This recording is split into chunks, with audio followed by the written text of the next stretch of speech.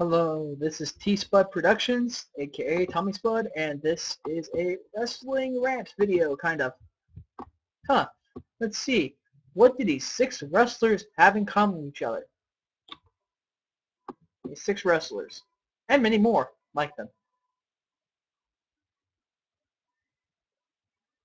These 6 wrestlers are ones I would like to call people who the mainstream promotions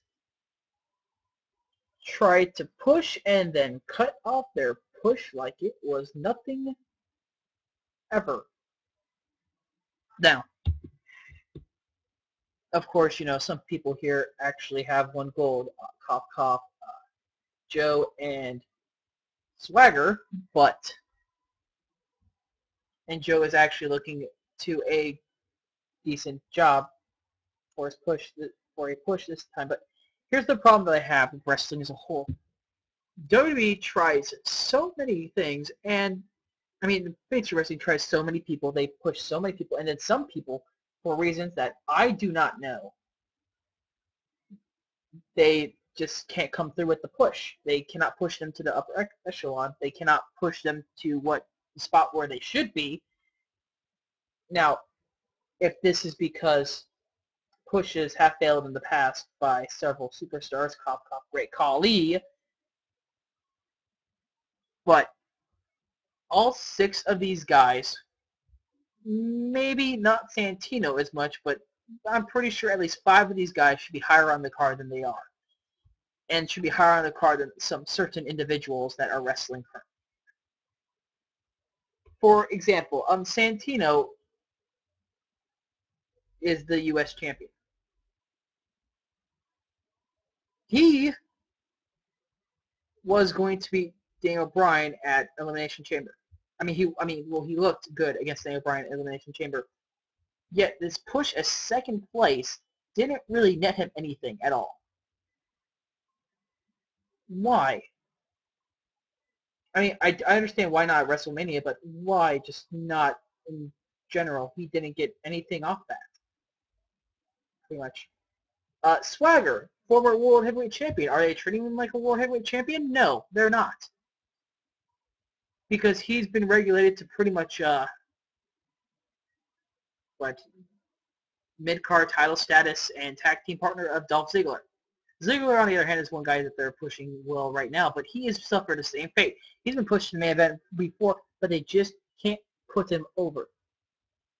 Ziggler's another example of this. Zack Ryder, probably one of the men with one of the biggest fan bases, or at least one of these guys with the biggest fan bases in all pro wrestling. I'm going to be honest. He has a lot of fans, and a lot of fans want to see him succeed. Is he succeeding? No. Has he gotten to where he should be on the card? No. No. And now I'd like to take a point to point out the World Tag Team Champions of the world, Christopher Daniels and Kazarian. Kazarian had a push for a main event spot back when Christian was still in the thing. He beat Christian in a ladder match, and I believe that would be 2008, 2007, 2008. But his push, of course, fell flat. Should he probably deserve more than he gets? Well, yeah, of course. And then we come to my main point here. Christopher Daniels is probably the most unluckiest person when it comes to getting pushed. Because the man has been pushed to the main event a lot. He's been in main event matches. The problem is, TNA cannot pull the trigger and give him a title shot. Now, this doesn't go only for TNA. It happened in ROH, too. He should have been the ROH World Champion, but he wasn't. He was the TV champion instead. And while I do like him as the greatest TV champion of all time in Ring of Honor, should have gotten a lot more than he did. This happens to be the main point I have with this entire thing, is that guys like Daniels, who are talented in the ring, talented on the mic, has every quality of the main eventer, in my opinion, is better than half the guys you have as main eventers already on your roster. Actually better than the majority. Better than AJ Styles, in my opinion. I'm going to be honest here. He has a more all-around style that meshes well with a lot of people. He is a fantastic heel. I've never seen a great AJ Styles heel. I have seen Daniels as a good face, a very good face at times, but I have never seen. I've seen he's just got all the tools to succeed. And why isn't TNA pushing this guy to the main event? Why isn't he? It's because they're afraid to pull the trigger. And you know what? They did the same thing with Monty Brown. He never got that main event title shot that he should have gotten. Not the main event title shot, that world title that he should have gotten. Terrible decision on TNA's part. They keep making and you know what? This all goes down to the fact that mainstream wrestling rarely listens to its fans. How many people wanted Great Khali as champion? Not many. How many people wanted, let's say, Jack Ryder as champion? Quite a bit. How many people wanted to see Daniels as champion? A lot. How many people wanted to see Joe regain the belt? How many people want to see Joe regain the belt? A lot. How many people want to see Kazarian actually get in the main event? A lot. People want to see Santino go in the main event? Probably significantly less. But, my point is, the fact of wrestling is, in the mainstream wrestling, is that they are scared to push people. They are scared to push people to the main event and have them lead to other companies to become stars. We saw Kevin Nash and Scott Hall leave and become huge stars in WCW. That doesn't happen as much nowadays. By that I mean you don't see like a bunch of massive signings at once. Remember, it did take like a year it took a year for Christian Cage, and then a year's difference for Kurt Angle. And this wouldn't happen if you actually give people I know there's not enough card spots. I know there's not enough spots in the main event card to put everybody in. But listening to the fans that pay to go to these events, the fans that pay to buy the merchandise, the fans that are the lifeblood of your companies, they deserve to be listened to. And not just the casual fans, because I'm going to be honest, casual fans probably buy anything at this point. Because we saw them blindly follow Cena for so many years. Now, because I'm not saying John Cena is terrible, I'm saying that, casual fans will blindly follow the guy, no matter what spot on the card he's in. My opinion on John Cena is that he is an okay wrestler. By that I mean his brawling skills are good. Everything else is kind of, he's not the worst, but he's not the best I've seen. Kind of in the middling ground, but his promo skills, it depends, really. I mean, I haven't seen there are a few people I know that, I've seen that seem like they have a more passion for this business than he does. He's not a guy I would fire per se, but to have him in the main event over the championship that you hold dear is a terrible decision. I don't care what kind of blockbuster match he's in. The World Championship should always go last on the card.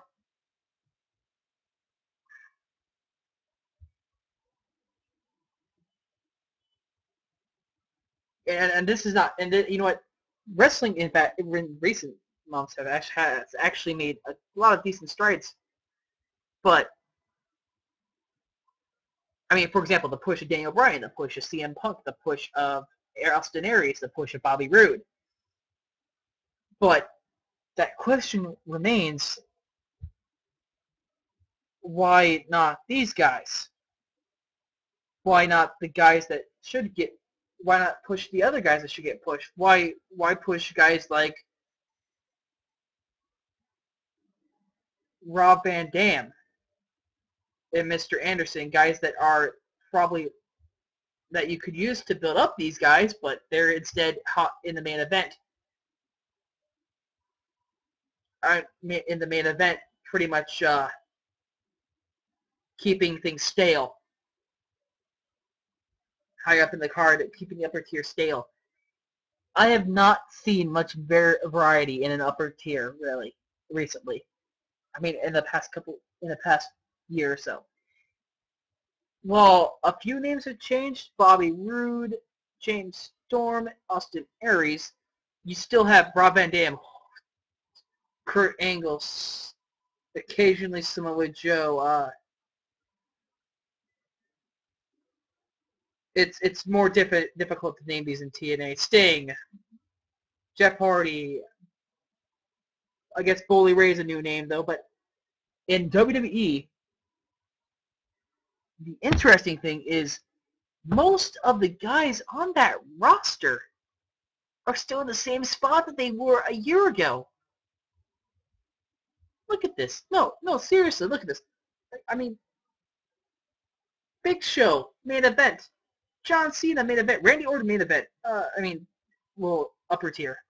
So, CM Punk, upper tier. Daniel Bryan is now upper tier. That's maybe a bit different. Christian's dropped out a little bit. The Miz has dropped off a little bit. Alberto Del Rio still upper tier. Rey Mysterio kind of getting upper tier still. God,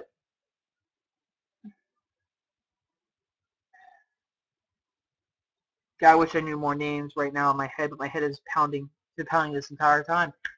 But you get my point that sometimes in the wrestling business you have to take risks, and I believe that in the WWE especially, you have enough money to take these risks. You have enough money and stuff to actually listen to the fan input and actually do what the fans want. You did it before, and did it succeed? Yes, it succeeded. Why not listen again?